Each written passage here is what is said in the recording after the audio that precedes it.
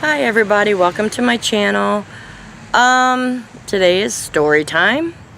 Last night I was lying in bed and this event that happened in my life kind of came to mind, and I thought, this would be great for a story time. Now, before I start, I was 9 years old, and this is not acceptable behavior, and I would not do this as an adult. So, with that being said, here we go. When I was young and in elementary school, I went to school with the disabled. That was back in the early to mid 70s, and back then the ADA laws were coming through, but children were still segregated, disabled children. So, we also went to camp for a week. There was a designated time for this camp to have disabled children, because there were specialty nurses on staff, and other staff that was well versed in how to deal with the disabled. So, with that being said, I was going to camp. I was 9 years old, and almost everyone in my school went to this camp. Now, we went to a school that was like 4 classes were disabled, and the rest were, the regular kids. It was like, it was an overflow of the handicapped school. So we were on 4 classes. Well, almost everybody that I knew, that I was close with, went to this camp. Well, I arrived. We all arrived, I'm sorry, because we went on these massive buses. And we get there, and me and my best friend always had the same cabin together. Well, this year they had split us up, which, number one, we were not happy about. But we went to our respective cabins, got unpacked and everything. And I walked over to her cabin, so we could hang out. And my sworn enemy must have seen me coming. So she takes her wheelchair and gets in front of the door and locks it. Locks the wheelchair to where I can't get into the cabin. And I'm banging on it, and let me in. You know how a 9-year-old is. You better let me in there, or I'm going to hurt you. Well, I had another friend with me, and I whispered to her, keep banging, keep shouting to let you in. I go around, this girl was stupid. I go around the back, and I open the back door, and I get in there.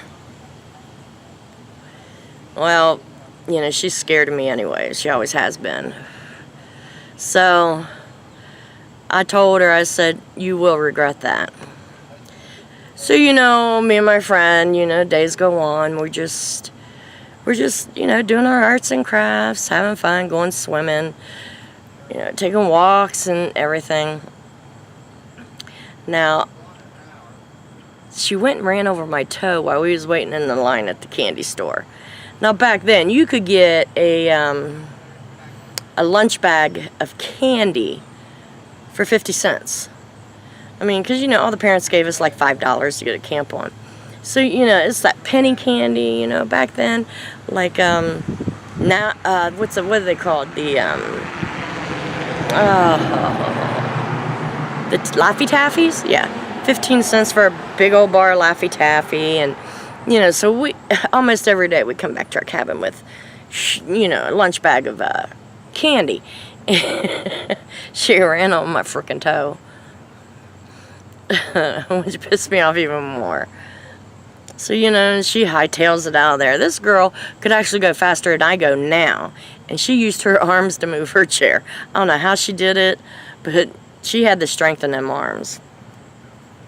So, I've always learned from my parents, you don't get even right away. You just just let them think, things are okay. So, I think it was a Friday. Yeah, because on Saturdays we left. On Friday, they had a thing to where, we used crepe paper and poster board and stuff like that to decorate the wheelchairs. And then, now, there was this little hill that went up to the flagpole, and there was like a sidewalk around the flagpole. Well, it was a small hill, and the wheelchairs, would be paraded around. One person would push the wheelchair and, have like a parade. And back then, that was a big thing, trying to get first place for. So, I acted like everything was cool, So me and my friend Tracy, we helped decorate her wheelchair, and, we painted her face, and, acted like everything was fine. So, they asked who was going to push Patty. I will. I have no problem with that. I'll be nice. I'll push her. So, we went 3 times around the pole, and, Patty's getting more and more comfortable with me. We're talking and laughing and having a grand old time. That last lap. Now, mind you, I would not do this as an adult, but that last lap. Now, I'm a klutz. I've always been a klutz. I trip over my own feet. Well, I tripped over my own feet at the edge of one of the turns, and she went flying down that hill. Fell out of her chair, and her chair ran over her. Now I know it was dangerous. I do. But looking back then, I got sweet satisfaction for that. And I never did like her even after that, because we went to high school together. Never did. Because she's one of them disabled people. Oh, feel sorry for me. Help me, help me, help me. And she was always like that. So, she's like, Wanda did it on purpose. And I'm like, no, miss, whatever. I fell, I swear. I tripped. Well, with my CP, they couldn't say I didn't fall. I fall all the time. So, that snake in the grass got ran over by her own wheelchair. And I loved every minute of it. That was my last year of camp, actually. Because then I started, 5th grade, I started public school. But, yeah, I kind of remembered that last night, and I kind of chuckled. I mean, that was one of the times. My mom didn't even know I did it. She thought I actually fell and scraped my knees that summer. I didn't tell her until about 2 years ago that I had actually done that on purpose. Because I was such a sweet child back then. But yeah, so yeah, snake in the grass got ran over by a wheelchair. That was an awesome day, And as an adult now, I know how dangerous that was. So there's your disclaimer. I know it was wrong, but I was being a kid. Kids are kids. And for once, I was the bully. And it was sweet justice, because Patty was a very bad bully. So, I got even with her. So, yeah, that's my story. Growing up back then was so different. And we could get away with more stuff like that.